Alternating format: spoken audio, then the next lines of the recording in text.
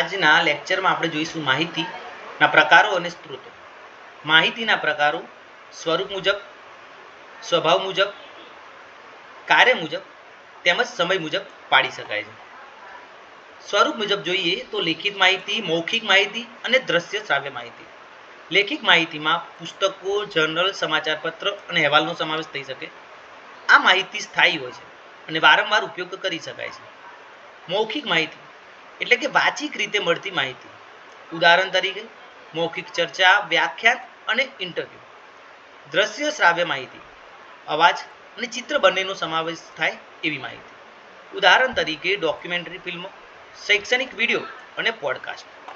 સ્વભાવ મુજબ માહિતીના 3 પ્રકાર છે: તથ્યાત્મક, વિશ્લેષણાત્મક અને અર્થઘટનાત્મક. તથ્યાત્મક માહિતી એટલે કે સીધા તથ્યો આપે છે. ઉદાહરણ તરીકે ડિક્શનરી, એટલસ અને એન્સાઇક્લોપીડિયા. વિશ્લેષણાત્મક માહિતી એટલે તથ્યોનું વિશ્લેષણ કરીને રજૂ કરતી માહિતી. ઉદાહરણ તરીકે સંશોધન લેખ, સર્વે રિપોર્ટ. અર્થઘટનાત્મક માહિતી એટલે કે તથ્યોનું અર્થઘટન કે અભિપ્રાય રજૂ કરે છે. ઉદાહરણ તરીકે સમીક્ષા, ટિપ્પણી. કાર્ય મુજબ પ્રાથમિક, દ્વિતીય અને તૃતીય માહિતી. પ્રાથમિક માહિતી એટલે કે મૂળભૂત સ્ત્રોતમાંથી મળતી પ્રથમ હાથ માહિતી. ઉદાહરણ તરીકે સંશોધન લેખ, થીસિસ અને પેટન્ટ. દ્વિતીય માહિતી પ્રાથમિક માહિતીનું સંકલન અથવા તો સારાંશ. ઉદાહરણ તરીકે બિબ્લિયોગ્રાફી, ઇન્ડેક્સ, એબ્સ્ટ્રેક્ટ. તૃતીય માહિતી એટલે કે દ્વિતીય માહિતીના સંકલનમાંથી મળતી માહિતી. ઉદાહરણ તરીકે યરબુક, ડિરેક્ટરી અને ગાઈડ્સ. સમય મુજબ માહિતીના 2 પ્રકાર છે: ચાલુ તેમજ ઐતિહાસિક. ચાલુ એટલે કે તાજી ઘટનાઓ, નવી શોધો કે આધુનિક પ્રવૃત્તિઓ વિશેની માહિતી. ઉદાહરણ તરીકે news portal, current affairs, magazine. ઐતિહાસિક એટલે કે ભૂતકાળની ઘટનાઓ, વિકાસ કે ઇતિહાસ દર્શાવતી માહિતી. ઉદાહરણ તરીકે હિસ્ટ્રી બુક્સ, આર્કાઇવ રેકોર્ડ્સ. માહિતીના સ્ત્રોતો. માહિતી મેળવવાના સ્ત્રોતોને 3 ભાગમાં વહેંચી શકાય છે: પ્રાથમિક, દ્વિતીય અને તૃતીય.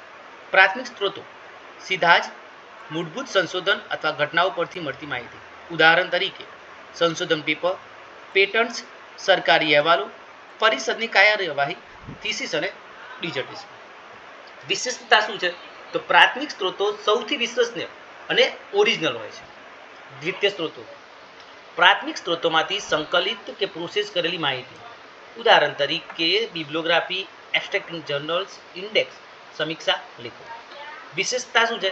દ્વિતીય સ્ત્રોતો માહિતી શોધવામાં સહાયક માર્ગદર્શનનું કાર્ય કરે છે. તૃતીય સ્ત્રોતો એટલે કે દ્વિતીય સ્ત્રોતોના સંકલન પરથી બનેલા સ્ત્રોતો.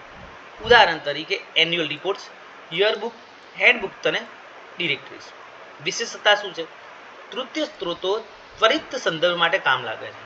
નિષ્કર્ષ: માહિતીના પ્રકારો અને સ્ત્રોતોને સમજવું લાઇબ્રેરી વિજ્ઞાનના વિદ્યાર્થીઓ માટે ખૂબ જ જરૂરી છે.